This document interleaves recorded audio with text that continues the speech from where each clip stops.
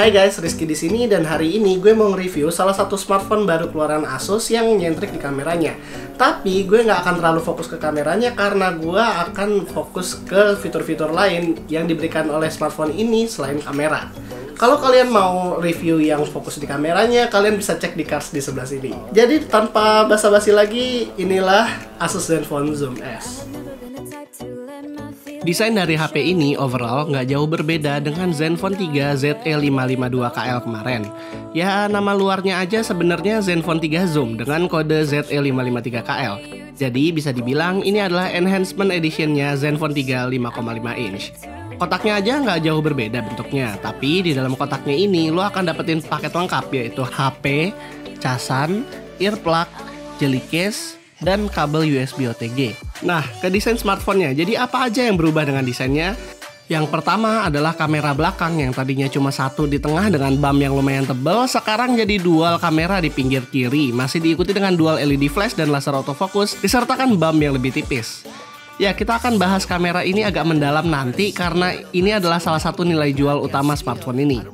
Terus, bahan belakang yang tadinya glossy digantiin dengan brush metal yang menurut gue lebih rigid dan nggak finger prompt. Lalu, secondary kameranya mendapat upgrade dari 8 megapiksel jadi 13 megapiksel. Baterainya yang tadinya cuma 3000 mAh, sekarang udah jadi 5000 mAh.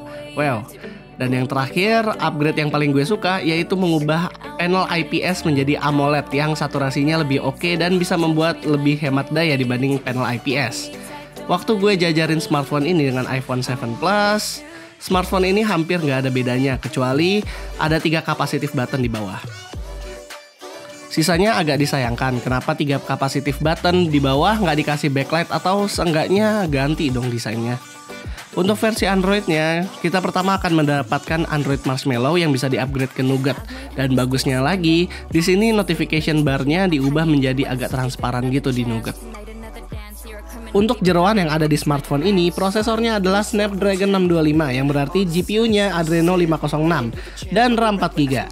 Keunggulan Snapdragon 625 adalah power efficiency yang berarti prosesor sangat membantu battery life. Gue sangat menyayangkan Asus keduluan membuat Zenfone Zoom S sebelum Snapdragon 630 meluncur karena untuk smartphone yang banyak fitur begini, Snapdragon 625 agak underpowered. Contohnya, smartphone ini mungkin masih lancar kalau main game yang desainnya flat, tapi kalau udah mulai main bully, itu mulai akan terasa nge-lag.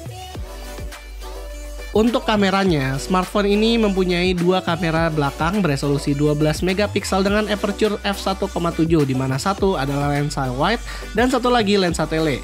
Dua lensa ini mempunyai sensor yang berbeda di mana lensa wide-nya mempunyai sensor Sony IMX362 dan lensa tele mempunyai sensor Samsung 3M3.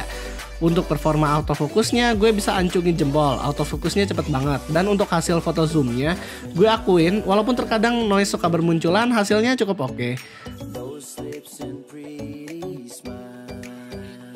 Dan untuk mode foto, kita mencoba beberapa mode dan overall semuanya berjalan sempurna.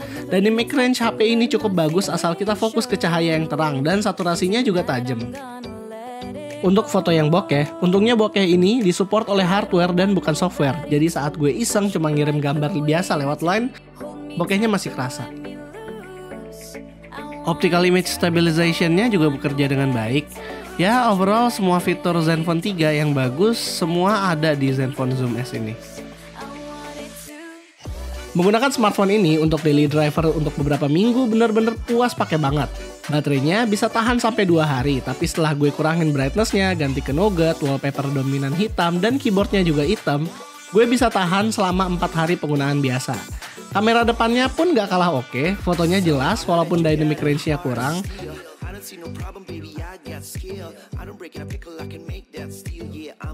Untuk kualitas slow-mo kamera belakangnya, mungkin so-so. Yang paling gue kritik mungkin cuma bloatware-nya aja. Contoh kayak setiap gue masuk ke Instagram, logo Beautify-nya muncul terus. Jadi buat kalian yang gak suka, mungkin harus dinonaktifin. Untuk isu white lines, gue juga dapat itu di unit review sebelumnya. Tapi asal kalian ganti ke service center, itu bakal langsung diganti kok. Jadi no problem lah ya.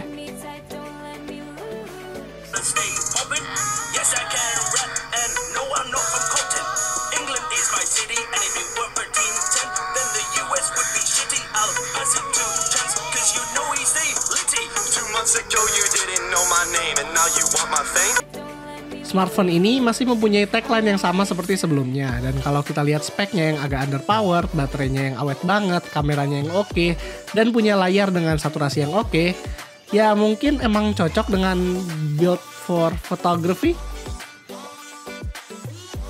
Jadi itulah pendapat kita tentang Asus Zenfone Zoom S. Karena gue udah PW banget dengan baterainya, smartphone ini akan menjadi daily driver gue sampai gue menemukan smartphone lain yang lebih PW. Jadi, jangan lupa like, share, subscribe, and as always, have a nice day.